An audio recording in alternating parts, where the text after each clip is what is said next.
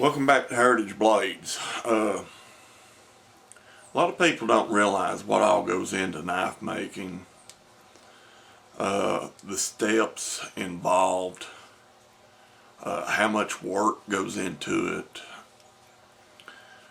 I have made knives, been making knives for several years now, and I've showed them, and when people ask me how much, I would tell them, and they'd shrug it off. They'd say, "Well, they think it ought to be cheaper than that." No, but people do not realize how much work goes into handmade knives.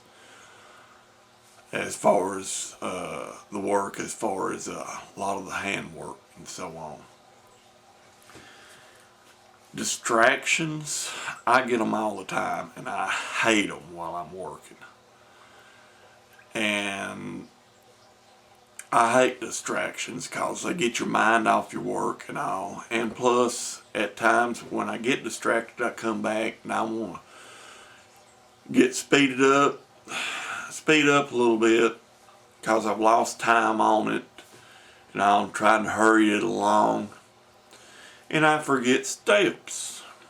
A good example, and I keep these here where I can see them, but a good example, I've got a knife design that I set and drawed out myself. I made a total of 4 of these knives, and I've sold only 2 of them. I've only finished 2 of them and sold them.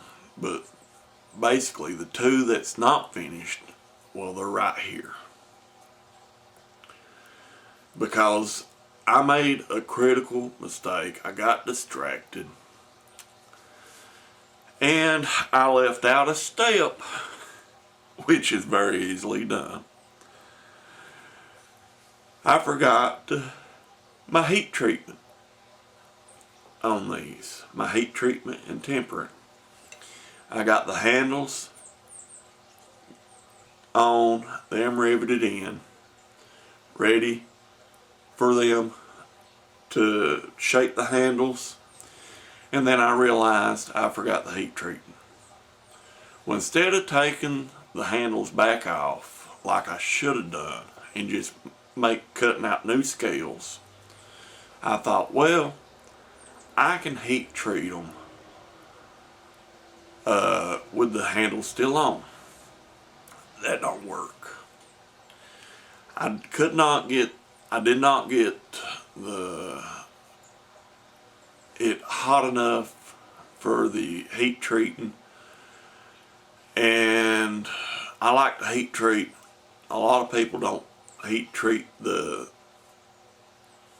tang and all, but I heat treat the whole knife. But basically, if you can see, when I quenched it, I heard her pop. It cracked about halfway up the blade because I had the blade up through here, the reddest. From here on up, I had the reddest. This back here was not as red. And when I quenched it, I heard a pop. Here's the other one. About identical, same place.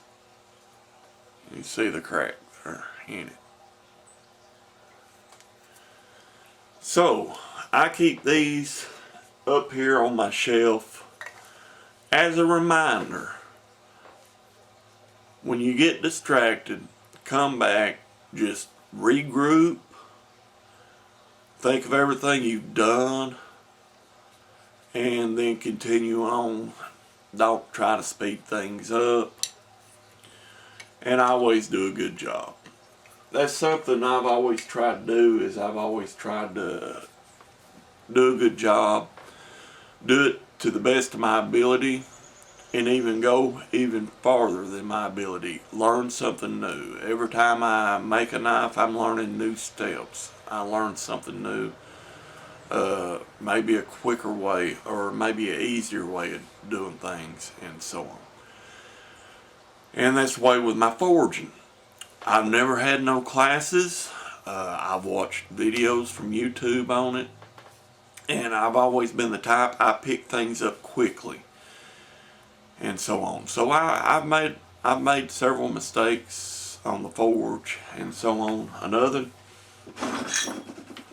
one I've got is I was making another tomahawk out of a railroad spike. Well, I've set up, got my stuff in the correct position, and instead of using a chisel on my getting my hole start for my handle hold or whatever you want to call it, I just used a punch, and then I just drifted it on out.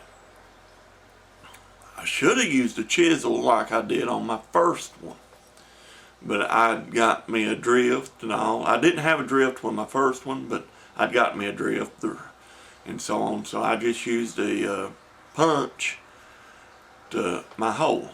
But as you can see, it never left no meat on the sides. All this is a learning experience, and I'll learn as I go on.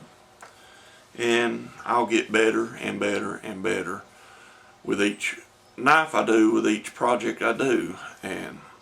But if you'll go back to my first video of all my knives, you can see in them how I have progressed over the time over each knife and all, and so on. But you get better and better each time you do something.